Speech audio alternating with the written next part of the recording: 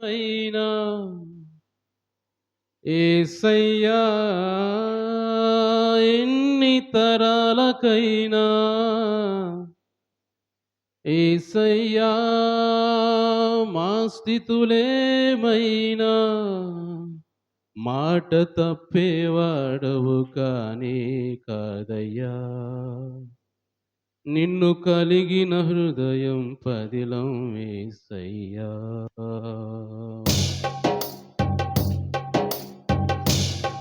నమ్మదిలోని ఆనందమా, నా ఊహలోని ఆశ్చర్యమా, నా ఏకాంతంలో ఓ స్నేహమా, నా అనుభవాలలో అనురాగమా, యేసయ్యా ఎన్ని తరాలకైనా యేసయ్యా మా స్థితులేమైనా యేసయ్యా ఎన్ని తరాలకైనా యేసయ్యా మా స్థితులేమైనా మాట తప్పేవాడవు కానీ కావయ్యా. నిన్ను కలిగిన హృదయం పదిలం యేసయ్యా. మాట తప్పేవాడవు కానీ కావయ్యా. నిన్ను కలిగిన హృదయం పదిలం యేసయ్యా. నా మదిలోని ఆనందమా, నా ఊహలోని ఆశ్చర్యమా, నా ఏకాంతంలో ఓ స్నేహమా, నా అనుభవాలలో అనురాగమా, నా నడకలు నీ అడుగు ఉందని, నా శ్వాస కేవలం నీ కృప మాత్రమేనని, నా నడకలు నీ అడుగు ఉందని, నా శ్వాస కేవలం నీ కృప మాత్రమేనని, నువ్వు లేకుండా నా పయనం సాగదని, నీ స్మరణ లేని నా ఊపిరి వ్యర్థమని, నువ్వు లేకుండా నా పయనం సాగదని, నీ స్మరణ లేని ఈ ఊపిరి వ్యర్థమని తెలుసుకున్నానయ్యా. ఇలా నువ్వే చాలయ్యా, ఈ లోకం వద్దయ్యా, నిన్నే వెంబడిస్తానయ్యా. తెలుసుకున్నానయ్యా, ఇలా నువ్వే చాలయ్యా, ఈ లోకం వద్దయ్యా, నిన్నే వెంబడిస్తానయ్యా. యేసయ్యా ఎన్ని తరాలకైనా యేసయ్యా మా స్థితులేమైనా యేసయ్యా ఎన్ని తరాలకైనా యేసయ్యా మా స్థితులేమైనా మాట తప్పేవాడవు కానీ కావయ్యా. నిన్ను కలిగిన హృదయం పదిలం యేసయ్యా. మాట తప్పేవాడవు కానీ కావయ్యా. నిన్ను కలిగిన హృదయం పదిలం యేసయ్యా. నా మదిలోని ఆనందమా, నా ఊహలోని ఆశ్చర్యమా, నా ఏకాంతంలో ఓ స్నేహమా, నా అనుభవాలలో అనురాగమా, నాలోని ఆనందం నీదేనని, నా జీవితాన్ని ఆశ్చర్యంగా మలిచావని, నాలోని ఆనందం నీదేనని, నా జీవితాన్ని ఆశ్చర్యంగా మలిచావని, ఒంటరైన వేళ వెంటే ఉన్నావని, అనురాగమే కొండంత అండని, ఒంటరైన వేళ వెంటే ఉన్నావని. నీ అనురాగమే కొండంత అండని, సాక్షిగుంటానయ్యా నిన్ను విడచి మనలేనయ్యా. నీవే కావాలయ్యా, అది ఈ జన్మకు చాలయ్యా. సాక్షిగుంటానయ్యా నిన్ను విడచి మనలేనయ్యా. నీవే కావాలయ్యా, అది ఈ జన్మకు చాలయ్యా. యేసయ్యా నే పాడుచున్నా, యేసయ్యా నే నమ్ముతున్నా, యేసయ్యా పాడుచున్నా, యేసయ్యా నే నమ్ముచున్నా.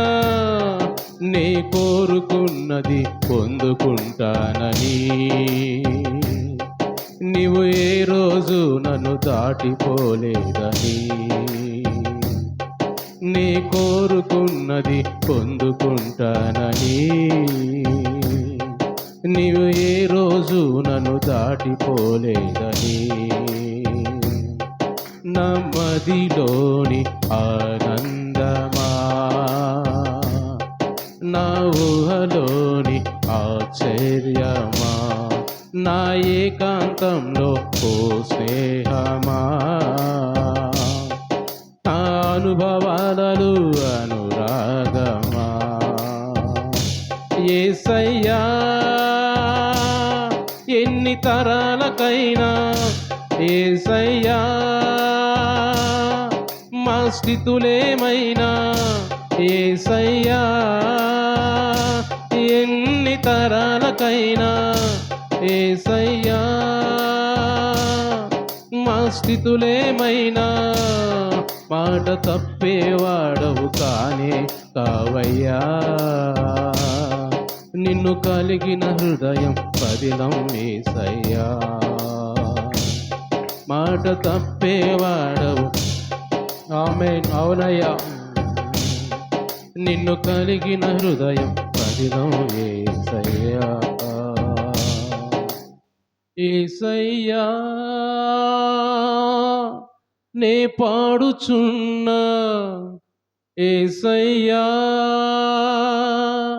నే నమ్ముచున్నా. నే కోరుకున్నది పొందుకుంటానని, నీవు ఏ రోజు నన్ను దాటిపోలేదని. అవునయ్యా, నేనేమైతే అడుగుచున్నాను ప్రభా, ఏమైతే రోజు మీ సన్నిధికి వచ్చి ప్రభా నీ సన్నిధిలో ప్రార్థన చేస్తున్నాయన, ఒక భారభరితమైన హృదయముతోనైనా, ఇదిగో తండ్రి దుఃఖముతోనైనా, అయ్యా యేసయ్యా నాకు కావాలి ప్రభా, ఇది కావాలయ్యా నా కుటుంబంలో, ఇదిగో నీ సన్నిధిలో ఇది అడుగుతున్నాను ప్రభా అని ఏదైతే మనం అడుగుతున్నామో, అయ్యా అవును ప్రభా సహాయం చేసే దేవుడు అయ్యా, దాటిపోయే దేవుడు కాదు నైనా. గుడ్డివాడు ప్రభా కేకేసినప్పుడు నైనా, కేకలు వేసినప్పుడు అయ్యా, దావీదు కుమారుడు దాటిపోవద్దన్నప్పుడు నైనా దాటిపోలేదయ్యా, నువ్వు దాటిపోలేదు ప్రభా, నిలిచావు, ఆగావు నైనా, పిలిచావు ప్రభా, బాగు చేసావు, సమస్త తీర్చావు నైనా. దేవానికి స్తోత్రమయ్యా, నమ్ముచున్నావయ్యా, మేము కూడా నమ్ముచున్నాము. దాటిపోయే దేవుడు కాదు ప్రభా, మేము అడిగింది మాకు ఇచ్చే దేవుడు ప్రభా, సహాయం చేసే దేవుడు అయ్యా, నీకు స్తోత్రాలయ్యా, వందనాలు చెల్లించుకున్నాం ప్రభా. అందుకు అలాగే ప్రార్థన చేద్దాం, ప్రార్థన చేసుకున్నాం. పరిశుద్ధుడా ప్రేమమయుడా జీవాధిపతి నీకు వందనాలు, స్తోత్రం చెల్లించుకున్నాం ప్రభా. ఇంతవరకు మీ సన్నిధి మాకు తోడుగా ఉంచినైనా, పరిశుద్ధుల గడిచిన దినాలన్నీ ప్రభా ఇదిగో తోడుగా ఉండి, ఈ 10వ రోజు ఈ రాత్రి ఉపవాస ప్రార్థనలో మీ సన్నిధిలో చేరి ప్రభా ఈ నామాన్ని ఈ విధంగా స్తుతించుటకు, ఆరాధించుటకు నైనా మీరు ఇచ్చిన భాగ్యాన్ని బట్టి వందనాలు చెల్లించుకున్నామయ్యా. వచ్చిన బిడ్డలందరూ కూడా జ్ఞాపం చేసుకోండి, దీవించండి, ఆశీర్వదించండి అయ్యా. ఇంకా రావాల్సిన వారు త్వరగా నీ సన్నిధి రావడానికి సహాయం చేయండి ప్రభా. ఎవరైతేనైనా ఇదిగో తండ్రి యూట్యూబ్లో చూస్తున్నారు బిడ్డలనైనా తండ్రి, వాళ్ళని కూడా దీవించి ఆశీర్వదించినైనా ఆ వాక్యాల ద్వారా, మాటల ద్వారా ప్రభా వాళ్ళు బలపడడానికి మీ సహాయం చేయమని యేసు పరిశుద్ధ నామములో ప్రార్థన అడిగి పొందుకొని నాం తండ్రి, ఆమేన్, ఆమేన్. అందరూ కూర్చుందామండి, అందరూ కూర్చుందాం, అందరూ కూర్చుందాం. కొద్దిసేపు మనం దేవుని వాక్యాన్ని ధ్యానం చేసుకుందాం. మన పరిశుద్ధ గ్రంథం బైబిల్లో నుంచి మనము యెహోషువ గ్రంథము ధ్యానం చేసుకుంటూ ఉన్నాం. యెహోషువ గ్రంథంలోని 7వ అధ్యాయంలోని ఈరోజు కూడా 7వ అధ్యాయంలోని ధ్యానం చేద్దాం. ఆకాను గురించి మరి కొన్ని మాటలు మనము ధ్యానం చేసుకుందాం. అతని జీవితం నుంచి కొన్ని మాటలు మనము ధ్యానం చేసుకొని మన హృదయాలు మనం సరి చేసుకోవాలి. 7వ అధ్యాయము యెహోషువ గ్రంథం 7వ అధ్యాయము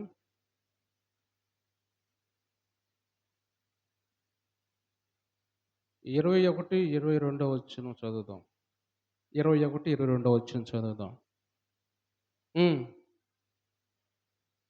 దోపుడు సొమ్ములో ఒక మంచి షీనారు పై వస్త్రమును వెండిని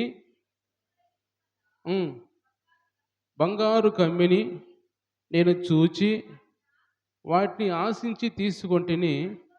అదిగో నా డేరా మధ్య భూమిలో దాచబడి ఉన్నవి వెండి, దాని కింద ఉన్నదని ఉత్తరమిచ్చి తాను చేసినదంతా ఒప్పుకొనెను. అప్పుడు యెహోషువ దూతలను పంపగా వారు ఆ డేరా యొద్దకు డేరాలో దాచబడిన కింద ఉండాలి. దేవుడి ద్వారా మనతో మాట్లాడు.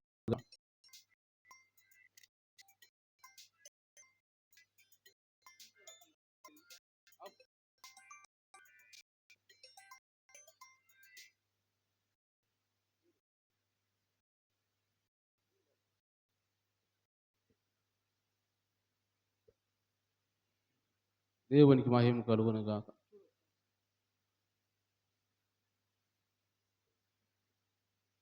ఇప్పుడు మనం చదువుకున్న వాక్య భాగంలో ఈ యెహోషువ గ్రంథంలో మనం చదువుకున్న 7వ అధ్యాయం మనం మొదటి నుంచి ఆ యెహోషువ గ్రంథం పుస్తకం ధ్యానం చేసుకుంటూ వస్తూ ఉన్నాం. అయితే ఇక్కడ ఈరోజు కూడా ఆకాను గురించి కొన్ని విషయాలు మనం నేర్చుకుంటూ ఉన్నాం. అయితే ఇక్కడ మనం చదువుకున్న మాటల్లో రాత్రి కాలం కొన్ని మాటలు ఏం ధ్యానం చేస్తున్నామంటే, అక్కడ అతను ఒప్పుకున్నాడు. నేను అది చూశాను, వాటిని ఆశించాను, తీసుకున్నాను అని రాత్రి కాలము ఆశపడి అతను చూసి ఆశపడి తీసుకున్నాడు. కాబట్టి రాత్రికాలం కొన్ని మాటలు ఏం ధ్యానం చేసుకున్నాం. మన చూపు ఎలా ఉండాలి, మనం దేన్ని చూసి ఆశించాలి, దేన్ని చూసి ఆశించకూడదు అని కొన్ని విషయాలు. యోబు అన్న మాట, నేను నా కన్నులతో నిబంధన చేసుకున్నాను, కొన్నిటిని చూడకూడదని అనే విషయంలో చాలా విషయాలు రాత్రి కాలం మనం ధ్యానం చేసుకున్నాం. అయితే ఈరోజు దేవుడు మనతో మాట్లాడమని నాకు ఆలోచన ఇచ్చి ప్రేరేపించిన మాట ఏమంటే, అయితే అతను తీసుకుపోయిన వస్తువులు, దొంగలించిన వస్తువులు తన గుడారం కింద దాచుకున్నట్టుగా మనం చూస్తున్నాం. తన గుడారం కింద దాచబడి, ఎవరు తెలియకుండా దాచబడి ఆ లోపల పెట్టినట్టుగా మనం చూస్తూ ఉన్నాం. అయితే ఈరోజు దేవుడు మనతో మాట్లాడుతున్న మాట కూడా ఏమిటంటే, అయితే ఆ ఆకానికి ఎందుకు మరణం వచ్చింది, ఆయన మరణించాల్సిన అవసరం వచ్చింది, అసలు మరణం ఎందుకు మనుషులకు వస్తుంది అనే దాని గురించి మనం చూసినట్టయితే, మనుషులు దురాశ పరులుగా ఉంటున్నారు. చాలామంది కూడా దురాశ పరులుగా ఉంటున్నారు. వాళ్ళ దురాశ వాళ్ళ మరణానికి దారి తీస్తూ ఉంది. అయితే దేన్ని ఆశించాలో దేన్ని ఆశించకూడదో తెలియకుండా అన్నిటినీ ఆశించి వాళ్ళు మరణాన్ని కొని తెచ్చుకున్నట్టుగా మనుషులు చాలామంది మనం చూస్తూ ఉంటాం. అందుకే యాకోబు పత్రికలు మనం చూసినట్టయితే, యాకోబు పత్రికలు అక్కడ రాయబడిన మాట, ఒక మాట మనం చూసినట్టయితే మొదటి అధ్యాయము 15 వచనం చదువుదాం. యాకోబు పత్రిక. దురాశ గర్భము ధరించి పాపమును కనగా పాపం పరిపక్వమై మరణమును కరును చాలు. గమనించినట్టయితే ఇక్కడ దురాశ వల్ల ఏమొస్తుందంటే, దురాశ వలన పాపం, అది పాపంగా అది దేవుడు ఎంచుతున్నాడు. అయితే పాపం అనేది పరిపక్వం అయిపోతుంది. దురాశ గర్భము ధరించి పాపాన్ని కంటే పాపము పరిపక్వమై మరణానికి ఉంటుంది. మరణం ఎందుకు వస్తుంది మనిషికి అంటే, ఆయన దురాశ వల్ల ఆయన మరణించే పరిస్థితి వచ్చింది. ఇక్కడ ఈ యాకాను కూడా ఎందుకు మరణించాడు అంటే, అతను దురాశ పడ్డాడు. ఆశ కాదు, అది దురాశ పడ్డాడు. అది ఆశించినందువల్ల ఆయన మరణానికి దారితీసినట్టుగా మనం చూస్తున్నాం. అయితే ఈరోజు మాట్లాడుతున్న మాటల మనలో అతను ఏమి చేశాడు, తీసుకెళ్ళి దాచాడు. అతను తర్వాత యెహోషువ తన దూతలను పంపించి చూడండి ఏముందో అక్కడ దాని కింద అంటే, అతను చూసి వాళ్ళు త్రవ్వి చూస్తే లోపల వాటి కింద సామాన్య కింద చూస్తే అవి కొన్ని దాచబడినట్టుగా మనం చూస్తున్నాం. అంటే పాపం అనేది దాచుకున్నాడు. పాపము తెచ్చుకొని దాచిపెట్టినాడు కానీ ఇక్కడ మనం గమనించినట్టు అర్థం చేసుకుంటే, పాపాన్ని దాచుకున్నాడు, వదిలిపెట్టలేదు ఆయన. దాచుకొని లోపల దాచుకున్నందువల్ల ఆయనకి ఏమొచ్చిందంటే మరణం వచ్చింది. అంటే పాపమును ఆయన ఏం చేశాడు? గర్భం ధరించాడు. అందువల్ల ఆయనకి మరణం సమీపించినట్టుగా, మరణం సంభవించినట్టుగా మనం చూస్తూ ఉన్నాం. అంటే ఈరోజు దేవుడు మనందరితో మాట్లాడుతున్న మాటలు కూడా, మనము కూడా మన హృదయాల్లో, మన జీవితాల్లో లేకపోతే మనం ఏమి దాచుకున్నాం మనము దేవునికి తెలియకుండా, మనుషులు తెలియకుండా, దేవునికి తెలుసు అన్నీ.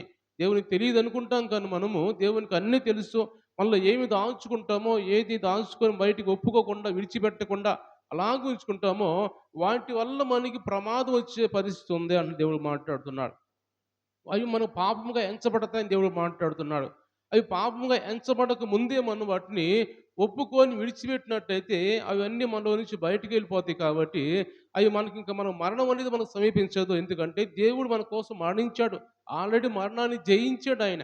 మనం చూస్తే వాక్యంలో రోమీ రాసిన పత్రిక మనం చూసినట్టయితే ఆయన ఆల్రెడీ మరణాన్ని జయించాడు ఆయన. 5వ అధ్యాయంలో మనం చూస్తే 12వ వచనం చదువుదాం ఒక మాట.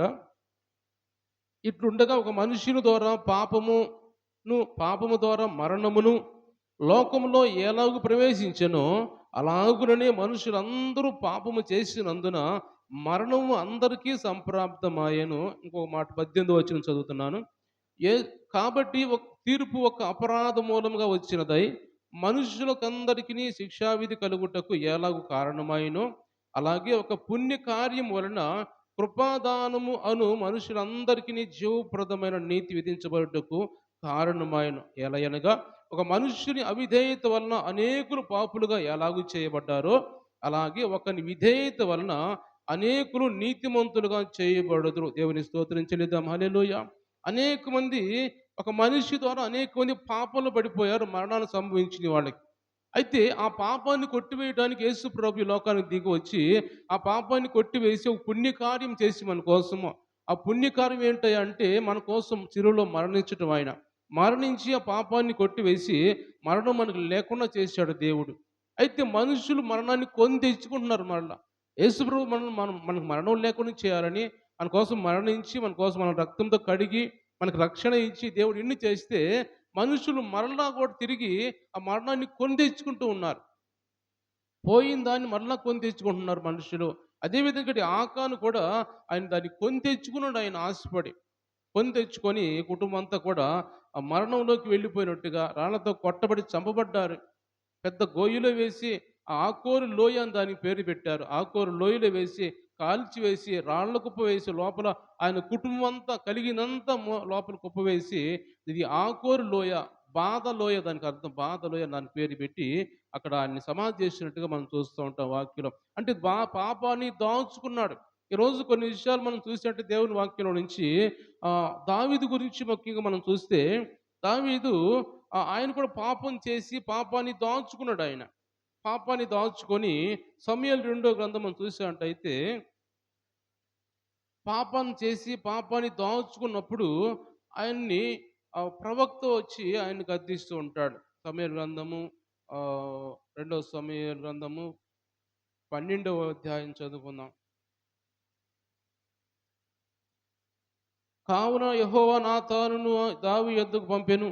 అతడు వచ్చి దావీదుతో ఇట్లా నేను ఒకానొక పట్టణమందు ఇద్దరు మనుషులు, ఇదంతా ఒక స్టోరీ చెప్తాడు నా దావీదుకి. ఎంత చదువుకునే సమయం మనకు కాదు కానీ చివరికి ఆ నాతాను వచ్చి దావీదు ఒక వ్యక్తి దగ్గర ఒక ఒక వ్యక్తి ఉన్నాడు, అతనికి మంచిగా అతనికి ఆస్తి ఉంది, అన్నీ ఉన్నాయి. అయితే మరొక వ్యక్తి దగ్గర ఒక్క గొర్రె పిల్లే ఉంది, దాన్ని జాగ్రత్తగా పెంచుకుంటూ అల్లారు ముద్దుగా పెంచుకుంటూ ఉన్నాడు. అయితే ఒక వ్యక్తి వచ్చి ఆ ఉన్న ఒక్క గొర్రె పిల్లనే తీసుకుపోయి అతని దగ్గర ఉన్న ఈ చాలా ఉన్నాయి కానీ వాటిని కొయ్యకుండా వాటిని వడ్డించకుండా వాళ్ళ బంధువులు వచ్చినప్పుడు ఈ ఒక్కదాన్ని తీసుకెళ్ళి వడ్డించాడు. దాన్ని కోసి దాన్ని బలిగా ఆహారం పెట్టాడు వాళ్ళకి, పక్కన వాళ్ళకి అని చెప్పినప్పుడు దావీదు అంటాడు, అది ఎవరో పని చేసిన వాళ్ళు ఖచ్చితంగా వాళ్ళ మరణానికి పాత్రులు అంటాడు దావీదు. అది చేసింది నువ్వే దావీదు, అది చేసింది నువ్వే, నీ వల్లే జరిగింది, నీ గురించి చెబుతున్నాను నేను అని నాతాను ప్రవక్త దేవుని ద్వారా మాట్లాడుతున్నట్టుగా మనం చూస్తున్నాం. ఇప్పుడు దావీదు ఏమి దాచుకున్నాడయ్యా అంటే దావీదు దగ్గర ఉన్న ఒక ఊరియా అనే గొప్ప సైనికుడు, మంచి సైనికుడు, బలాఢ్యుడు, మంచి పేరు కలిగిన వాడు, మంచి దేవుడు అట్ల భక్తి కలిగిన వాడు ఊరియా. అలాంటి ఊరియా భార్యతో పాపం చేసి ఆ ఊరియాకి మరి తెలిసిద్దేమో గర్భం వచ్చింది అని తెలిసిద్దేమో అని చెప్పి ఊరియాని కూడా చంపించేసి సైనికుల్లోకి పోయి ఒక ఎక్కడ బాగా ఎక్కువ యుద్ధం జరుగుతుందో అక్కడ పెట్టి ఊరియా చనిపోయే విధంగా చేసి గొప్ప పాపం చేసి దావీదు పాపాన్ని దాచుకున్నాడు. ఎవరు చూడలేదులే అని పాపాన్ని దాచుకొని ఏమీ తెలియనట్టుగా మరి రాజుగా మరి చాలామంది చేస్తూ ఉన్నాడు. అది దేవుడు చూశాడు. దేవుడు చూసి వెంటనే నాతాను ప్రవక్తను పంపించి ఇలా మాట్లాడాడు. ఇలా జరిగింది నా దావీదు. ఎవరో ఒక మంచి గొప్ప వ్యక్తి ఉన్నాడు. ఆ గొప్ప వ్యక్తి ఏమో ఆయన దగ్గర చాలా గొర్రెలుంటే వాటిని పెట్టకుండా ఎవరో ఒక వ్యక్తి ఒక గొర్రె ఉంది. దాన్ని అల్లారు ముద్దుగా పెంచుకుంటే దాన్ని కోసి వాళ్ళకి వడ్డించి వాళ్ళకి ఆహారం పెట్టాడన్నప్పుడు అలాంటి వాళ్ళు బతకడానికి వీళ్ళే చనిపోవాలంటాడు దావీదు. అలాగైతే నువ్వే ఆ మనిషివి అని చెప్పినప్పుడు వెంటనే దావీదు ఒప్పుకుంటాడు. తర్వాత ఒప్పుకుంటాడు. అది నేను చేశాను, పొరపాటు చేశాను, పాపం చేశాను అనుకుంటాడు. కానీ ముందు ఆయన చేసిన పాపం ఏంటంటే ఆయన చేసింది ఆ పాపం అనేది దాచుకున్నాడు, హృదయంలో దాచుకున్నాడు చెప్పకుండా. ఈరోజు దేవుడు మాట్లాడుతున్న మాట అంటే మనము కూడా మనం చేసినవన్నీ హృదయంలో దాచుకుంటే ఒకరోజు దేవుడు మాట్లాడుతున్నాడు. తీర్పు దినం అనేది ఒకటి వచ్చింది. దేవుని రాకడ వచ్చినప్పుడు తీర్పు దినం వచ్చినప్పుడు ఒకసారి ఆ తీర్పు దినాన ఖచ్చితంగా మనం దాచుకున్న కానీ దేవుడి బయలుపరుస్తాడు అవన్నీ కూడా. ఒక సినిమా రిలీజ్ గానీ అట్టన్నీ మనం చూపిస్తూ ఉంటాడు. ఆ రోజు మనం దాచుకొని మనకు తెలియనివి కూడా, మనం చేసి మర్చిపోయినవి కూడా, ఆ రోజు దేవుని దగ్గర అన్నీ కూడా తీర్పు దినాన అన్నీ కూడా అలా కనపడుతూ ఉంటాయి. అది మనం చూస్తే చదివినట్టయితే కొరింథీ రాసిన పత్రికలు మనం చూసినట్టు ఒక మాట చదువుకుందాం మాట. రెండో పత్రిక 5వ అధ్యాయం 9, 10 వచనాలు చదువుకుందాం. చదువమ్మా. కావున దేహమందున్నాను, దేహమును విడిచినాను, ఆయనకి ఇష్టలమై ఉండవలనని మిగులు ఆపేక్షించుచున్నాము. ఎందుకనగా తాను జరిగించిన క్రియల చొప్పున, ఈ మాట జాగ్రత్తగా వినండి, తాను జరిగించిన క్రియల చొప్పున అవి మంచివైనా సరే చెడ్డవైనా సరే దేహంతో జరిగించి వాటి ఫలమును ప్రతి వాడును పొందినట్లు మనం అందరము క్రీస్తు న్యాయపీఠం ఎదుట ప్రత్యక్షము కావాలి అని దేవుని స్తోత్రం చెల్లిద్దాం. హల్లెలూయా. ఈరోజు దేవుడు మాట్లాడుతున్నాడు. దావీదు ఏమనుకుంటున్నారంటే నేను చేశాను కదా ఎవరు చూడలేదని దాచిపెట్టుకుని పాపాన్ని దాచిపెట్టుకొని అలా కప్పుకున్నాడు. అందుకు దేవుడు ఏం మాట్లాడుతున్నా అంటే ఒక రోజు రాబోతుంది, తీర్పు దినం రాబోతుంది. ఆ తీర్పు దినాన్ని మంచి పనులైనా చెడ్డ పనులైనా ఏ పనులైనా సరే ఆ రోజు అవన్నీ కనపడతాయి. మనం దాచుకున్న దేవుడు బయలుపరుస్తాడు. ఆ రోజున దేవుడు మనకే చూపిస్తాడు. మనం ఆశ్చర్యపోతాం. గమనించాడు ఒక మాట మనం చూసామంటే మత్తయి సువార్తలో అక్కడ మనం చూస్తే ఒక మాట 25వ అధ్యాయంలో వాళ్ళు ఆశ్చర్యపోతూ ఉంటారు. అవును మేము ఎప్పుడు చేసాము, ఎలాంటి మేము ఎప్పుడు చేసాం ప్రభువా, మేము చేయలేదే అని కొంతమంది మాట్లాడుతున్నట్టుగా మనం చూస్తాం ఇక్కడ. మనం చూసినట్టయితే 25వ అధ్యాయము 31వ వచనం నుంచి కొన్ని మాటలు మనం చూసినట్టయితే తన మహిమతో మనుష్య కుమారుడును ఆయనతో కూడా సమస్త దూతలు వచ్చినప్పుడు ఆయన తన మహిమ గల సింహాసనం మీద ఆసీనుడై ఉండును. అప్పుడు సమస్త జనులు ఆయన ఎదుట పోగు చేయబడుదురు. గొల్లవాడు మేకల్లో నుండి గొర్రెలను వేరుపరిచినట్లుగా ఆయన వారిని వేరుపరచును. తన కుడివైపున గొర్రెలు తన ఎడమవైపున మేకలు నిలవబెట్టును. అప్పుడు రాజు కుడివైపున ఉన్న వారిని చూసి ఈ మాటలు వినండి. నా తండ్రి చేత ఆశీర్వదించబడిన వారులారా రండి, లోకం పుట్టినది మొదలుకొని మీ కొరకు సిద్ధపరిచిన రాజ్యము స్వతంత్రించుకోండి అంటాడు. గమనించినట్టయితే దేవుడు ఒక రోజున ఆయన మహిమతో వచ్చినప్పుడు ఆయన మహిమ గల సింహాసనం మీద కూర్చొని ఆయన తీర్పు దినాన్ని మాట్లాడుతూ ఉంటాడు. అయితే అందరిని కూడా గొర్రెల్ని మేకల్ని వేరుపరిచినట్టుగా గొర్రెల్ని ఆయన కుడివైపున మేకల్ని ఎడమవైపున పెట్టుకొని కుడివైపున ఉన్న గొర్రెలతో అంటాడు, రండి నా తండ్రి చేత ఆశీర్వదించబడిన వారులారా మీకోసము లోకం పుట్టినది మొదలుకొని మీకోసం సిద్ధపరిచే రాజ్యాన్ని మీరు స్వతంత్రించుకొని అంటాడు. అని ఎందుకు ఇట్లా అంటున్నాడు వాళ్ళకి అర్థం కాలేదు. అయితే అక్కడ మనం చదివినట్టు ఆ మాట ఏమన్నాడంటే నేను ఆకలిగా ఉంటిని మీరు నాకు భోజనం పెట్టారు, దప్పికొంటిని నాకు దాహం ఇచ్చారు, పరదేశులై ఉంటే నన్ను చేర్చుకున్నారు, దిగంబరనై ఉంటే నాకు బట్టలు ఇచ్చారు, రోగినై ఉంటే నన్ను చూడవచ్చారు, చెరసాలలో ఉన్నాను నా యొద్దకు వచ్చిద్దరని చెప్పాను. అందుకు నీతిమంతుడు ప్రవ్వా ఎప్పుడు నువ్వు ఆకలి కొన్నావు, ఎప్పుడు మేము వచ్చాం, ఎప్పుడు నీకు ఆహారం ఇచ్చాం, ఎప్పుడు నీకు బట్టలు ఇచ్చాం, ఎప్పుడు మిమ్మల్ని చూడటానికి వచ్చాం అని అంటే వాళ్ళకి తెలియదు, ఆశ్చర్యపోతారు. ఎందుకు మార్చి చదువుతున్నా అంటే తీర్పు దినాన్ని ఈ విధంగా ఉంటుంది. మనం చెయ్యని మర్చిపోయిన కూడా చేసి మర్చిపోయినా కూడా అవన్నీ కూడా రోజును బయలుపడుతూ ఉంటాయి. మనమే ఆశ్చర్యపోతాం ఎప్పుడు చేసాం ఇవి. మళ్ళీ వెంటనే కింద అంటాడు ఆ మాట మనం కింద మనం చూసినట్టయితే అప్పుడైనా ఎడమవైపు ఉన్న వారిని చూసి మేకల వైపు చూసి శపించబడిన వారులారా నన్ను విడిచి అపవాదికి వారి దోతలకు సిద్ధపరిచిన నిత్యాగ్నిలోకి పోండి అంటాడు. ఎందుకు పొమ్మంటున్నాడు? నేను మిమ్మల్ని అడిగాను, నాకు ఆహారం అయితే నాకు ఆకలి అయితే నాకు ఆహారం పెట్టలేదు. నేను రోగిగా ఉండి చూడటానికి రాలేదు. నేను చెరసాలలో ఉన్నాను చూడటానికి రాలేదు అని ఈ విధంగా ఎప్పుడు ప్రభా, ఎప్పుడు నువ్వు రోగిగా ఉన్నావు? ఎప్పుడు నువ్వు బలహీనుడిగా ఉన్నావు? ఎప్పుడు చెరసాలలో ఉన్నావు? ఎప్పుడు బట్టలు లేకుండా ఉన్నావు? ఎప్పుడు మీకు ఇవ్వలేదు? అని వాళ్ళు అప్పుడు అడుగుతారు కానీ, అయితే దేవుడు అందుకే ఎందుకు ఈ మాట చెబుతున్నా అంటే, ఆ రోజు ఈ పరిస్థితులన్నీ జరుగుతూ ఉంటాయి తీర్పు దినాన. మనం ఇప్పుడు చేసాం. మనుషులు చూడలేదనుకుంటే దేవుడి దగ్గర అన్ని లెక్క రాయబడి ఉంటాయి. చిన్న పాపం కూడా లెక్క రాయబడి ఉంటది. అన్నీ కూడా దేవుడు ఆ రోజు చెప్తాడు తీర్పు దినాన. ఆయన సింహాసనం మీద కూర్చున్నప్పుడు అన్నీ బయలుపడుతూ ఉంటాయి. దాచుకున్నవన్నీ కూడా బయటకొస్తాయి. ఇక్కడ మనం దావీదు విషయంలో కూడా అతను చూసినట్టయితే దావీదు దాచుకున్న అలాగే ఉన్నదా? ఏమాత్రం లేదు. కానీ దేవుడు బయలుపరిచాడు. ఇది ఆ రోజు కాదు కానీ, మహిమగల సింహాసనం మీద వచ్చిన తీర్పు రోజు కాదు కానీ, దావీదు చేసిన పనులు ఇప్పుడే భూమి మీద బయలుపరిచాడు. దేవుడికి తెలుసుగా, దేవుడు చూశాడు కాబట్టి దేవుడు నాతాను ప్రవక్తను పంపించి నువ్వు చేసినవన్నీ బయట పెట్టేశాడు. ఇలా చేసావు నువ్వు అని ప్రవక్త చేత దావీదుకు చెప్పించాడు. అప్పుడు ఆయన ఆశ్చర్యపోయి నిజమే, నేను చేసిన పాపం చేశానని చెప్పి అప్పుడు తర్వాత పశ్చాత్తాపడి ఉపవాసుడిని ప్రార్థన చేస్తాడు దావీదు. ఎందుకు మాట చెబుతున్నాను దేవుని బిడ్డరా, మనం కూడా ఏమాత్రం అన్ని దాచుకోకూడదు. మనం చేసిన ప్రతి ఒక్కటి కూడా దేవునికి వ్యతిరేకమని ఆయాసకరమైనవి మనం ఏమి దాచుకుంటున్నామో అవి ఒకరోజు, ఇప్పుడు నువ్వు దాచుకున్నా కానీ ఒకరోజు బయలుపడతాయి ఖచ్చితంగా. మనం ఎంత దాచుకుందామని అవి దాచుకోలేము మనం. అందుకే యోబు అంటాడు, చూడండి ఒక మాట యోబు అంటాడు బైబిల్లో మనం చూసినట్టయితే. యోబు ఒక మంచి మాట, రాత్రికాలం చదువుకున్న ఒక మాట 31వ అధ్యాయంలో. అది కాకుండా యోబు గ్రంథము మనం చూసినట్టయితే ఆ 31వ అధ్యాయంలో 33, 34 వచనాలు చదువుకుందాం.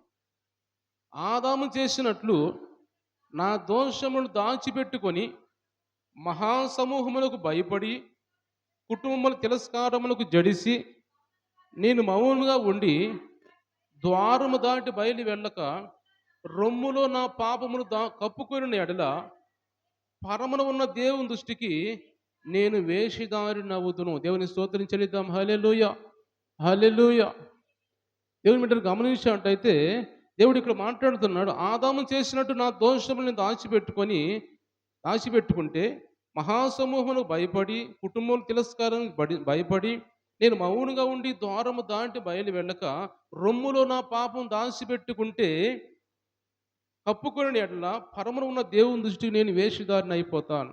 యోబు అంటున్నాడు, పాపాన్ని నేను దాచిపెట్టుకోను, ఎప్పటికప్పుడు నేను ఒప్పుకుంటాను, ఏం చేసినా అందుకే యోబు చాలా శ్రేష్టమైన, చాలా భక్తిపరుడు యోబు కూడా. ఎందుకంటే ఉదయాన్నే లేచి యోబు తన కుమారులు పాపం చెయ్యరు, ఏమైనా చేశారేమో అని ఉదయకాలం ప్రతిరోజు లేచి కుమారుల కోసం కుమార్తెల కోసం ప్రార్థన చేస్తారంట యోబు. ఆయన ఎలాగో చేయడు, ఆయన నీతిమంతుడు యోబు. ఎందుకు దేవుడే సాక్ష్యం చెప్పాడు, నీతిమంతుడు చెడ్డవాడిని అసహించుకునేవాడు, చెడుతనాన్ని అసహించుకునేవాడని దేవుడే యోబుని గురించి సాక్ష్యం చెబుతాడు. అయితే ఆయన ఏం చేస్తున్నాడు అంటే ఉదయకాలం పెద్దరికడ లేచి యోబు ఆ బిడ్డలందరి కోసం కుటుంబం కోసం ప్రార్థన చేస్తాడు. ఎవరైనా పాపం చేశారేమో ఒకవేళ అని ప్రార్థన చేసి వాళ్ళ కోసం బలు అర్పిస్తాడు. ప్రతిరోజు బలు అర్పిస్తూ ఉంటాడంట యోబు. ఈరోజు దేవుడు మనతో అలాంటి యోబు మాట్లాడుతున్నాడు, నా హృదయంలో నా రొమ్ములో నేను పాపం దాచుకుంటే నేను వేషధారిని అయిపోతాను దేవుని దగ్గర. వేషధారికి ఇంకా పరలోక రాజ్యం చోటు లేదు. వేశ్యలైన రాహాబు లాంటి వేశ్యని మారిపోయి దేవుని రాజ్యంలో చోటు దక్కించుకుంది. కానీ వేశ్యదారులు అనే వాళ్ళు, ఎందుకంటే వాళ్ళు జీవితం అంతా కపటంగా ఉంటుంది, వాళ్ళ హృదయం అంతా కపటమైన ఆలోచనలో, కొద్దిసేపు అలా ఉంటారు, కొద్దిసేపు ఇలా ఉంటారు. అలాంటి వారిని వేషధారులు అంటారు. వాళ్ళు నీతిమంతులుగా ఉండరు, వాళ్ళు యథార్థంగా ఉండరు వాళ్ళు. అలాంటి వారు బైబిల్ ఎవరు అంటే పరిసయ్యులు. పరిసరైన వారి గురించి అందుకే వారిని అంటారు వేషధారులారా అంటాడు యేసు ప్రభు కూడా 23వ అధ్యాయం మత్తయి సువార్త అంటాడు వేషధారులారా అంటాడు. అంటే వేషధారులను ఎందుకు అంటున్నాడు? వాళ్ళు మనస్సు మంచిది కాదు, వాళ్ళ చెడు ఆలోచనలు ఉంటాయి. ఎదుటి మనిషి మీద ఎప్పుడు కూడా ఈర్ష్యతో ద్వేషంతో ఉంటాడు. నేనే బాగుండాలి, నేనే పైగా ఉండాలి, నేనే బాగుపడాలి అనే ఈర్ష్య అనేది ఉంటుంది. కాబట్టి అలాంటి వారిని వేషధారులు అంటారు. అందుకే అన్నాడు, నేను వేషధారిని అవుతానేమో అలా ఉంచుకుంటే, కాబట్టి నేను అలాంటి ఉంచుకొని నేను ఒప్పుకొని విడిచిపెడుతూ ఉంటాను నేనని యోబు మాట్లాడుతున్నాడు. ఈరోజు మనం కూడా అలా దాచుకుంటే, మన హృదయంలో దాచుకుంటే వేషధారులుగా ఉంటాం. కాబట్టి వేషధారులకు పరలోక రాజ్యంలో చోటు లేదు. కాబట్టి అవి ఎప్పటికప్పుడు మనం ఒప్పుకుందాం. ఏం చేసినా కానీ, ఏమి చేసినా మనం ఒప్పుకుందాం. మనుషులు తెగిపోవచ్చు, దేవుడు చూస్తాడు. దావీదుని దేవుడు చూశాడు.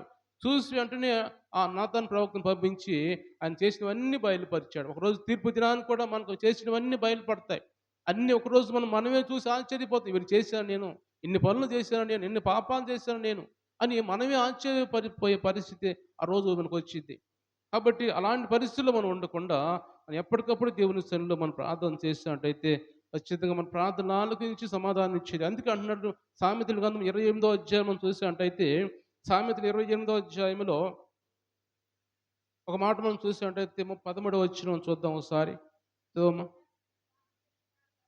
అతిక్రమములు దాచిపెట్టుకుని వాడు వర్ధిల్లడు, వాటిని ఒప్పుకొని విడిచిపెట్టువాడు కనికరం పొందును. దేవుని స్తోత్రం చెల్లిద్దాం. హల్లెలూయా.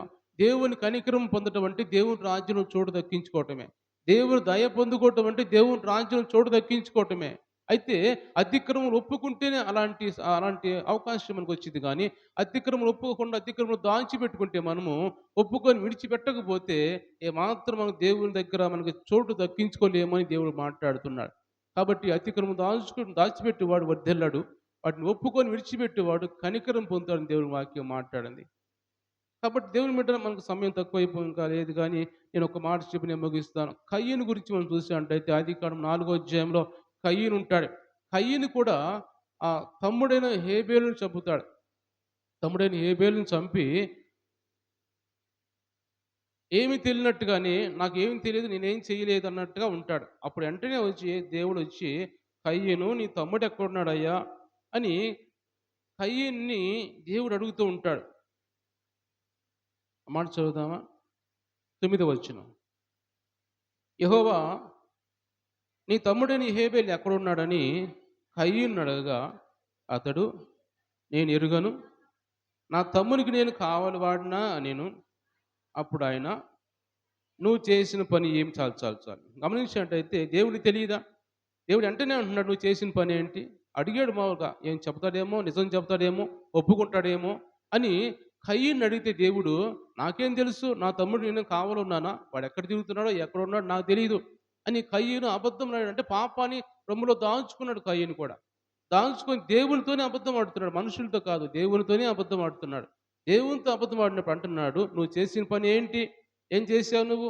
నీ తమ్ముని రక్తం యొక్క స్వరము నేలలో నుంచి నాకు మొరపెడుతుంది, నాకు తెలియలేదా? నీ తమ్ముని రక్తము నేలలో పడిపోయి రక్తం అది మొరపెడుతూ ఉంది నాకు అని కయ్యన్ని దేవుడు గద్దించి కయ్యన్ని కూడా ఇలా చేసేవు కాబట్టి నీకు ఒక ముద్ర వేస్తున్నావు, నువ్వు దేశ దిమ్మరైపోతావు. ఆయన అంటాడు, నాకు కయ్యని అంటాడు నేను దేశం మీద పడిపోతున్నాను, నేను దేశ దిమ్మరుగా తిరగటం నా పని, నేను చేసింది పాపం చేశాను నేను కానీ దేవుడు ముద్ర వేసి ఆయన్ని పంపి దేశంలో ఉండటానికి వీల్లేదు, నువ్వు దేశంలో ఏ చేసినా నీ అని అది ప్రాంత కయ్యన్ని వెళ్ళగొట్టే దేవుడు చేసిన పాప ఒప్పుకున్నాడు, ఒప్పుకోకుండా. అందుకే బహించబడ్డాడు దేవుడి నుంచి, బయటికి వెళ్ళగొట్టాడు ఆయన. కాబట్టి రోజు అలాంటి గురించి పడేవారిగా ఉండక, మన పాపాన్ని వారిగా ఉండక మనం ఏ మనలో దాచుకున్నామో ఈరోజు ఏదో వచ్చే దేవుని ఒకడు మాట్లాడుతూ విని కాదు, దేవుడు నా మాటలు కాదు ఇవి, దేవుడు సర్వశక్తుడైన దేవుడు మాటలు, పరిశుద్ధాత్మ మాటలు, ఈ బైబిల్ పరిశుద్ధాత్మ దేవుడు రాయించిన బైబిల్ ఇది. కాబట్టి ఈ మాటలు మనం వింటున్నప్పుడే మనలో కూడా ఏమైనా దాచుకుంటే రోజుకు దేవుడు మనం మాట్లాడుతున్న బట్టి ఏ రోజుకు ఆ రోజు మనం సరి చేసుకొని ఇంకా ఇది ఉంది దీన్ని విడిచిపెట్టాలి, మనం ఏ దాన్ని దాచకుండా విడిచిపెట్టయితే రోజు అవుతాం దేవుని సన్నిధిలో. దేవుని చెల్లిద్దాం. కడగబడిన ముత్యం ఎలా ఉంటుంది అలాగ దేవుడు మనం చేస్తాడు, మనం ఆశీర్వదిస్తాడు. ఎందుకంటే మనం విడిచిపెట్టే మనం ఏ రోజు శుద్ధి అవుతాం, మనలో ఉన్న పాపాలన్నీ వెళ్ళిపోతుంటాం. మనం కడగబడిన వారిగా ఎలాగైతే వెండిని ఎలాగైతే ఆ మూసలో కరిగించినప్పుడు ఎంత డస్ట్ అంతా పోయి ఎంత స్వచ్ఛంగా ప్రకాశించే విధంగా వచ్చింది వెండి, అలాగ మనల్ని దేవుడు మనం చేస్తాడు. కాబట్టి అలాగ మనం దేవుని దగ్గర దేవుని బిడ్డలుగా మార్పు చెందాలంటే మనం ఏ మాత్రం కూడా ఆకాను కూడా అలా దాచుకొని ఆయన కుటుంబంతో మరణించారు, రాళ్లతో కొట్టబడ్డారు, చంపబడ్డారు, కాల్చివేయబడ్డారు. అలాంటి పరిస్థితుల్లో మనం ఉండక దేవుని సన్నిధిలో మనం కూడా ప్రార్థన చేసుకొని ప్రభా నాలో ఇంకా ఏమి దాగి ఉందో ఈరోజు నేను ఒప్పుకుంటున్నాను ప్రభా, విడిచిపెడుతున్నాను ప్రభా అని ప్రతి ఒక్కటి కూడా మనం విడిచిపెట్టి దేవుని సన్నిధిలో దేవుని మందిరంలో ఉన్నాం కాబట్టి ఇక్కడ ఒప్పుకొని విడిచిపెడితే దేవుడు మనం చూస్తూ ఉంటాడు.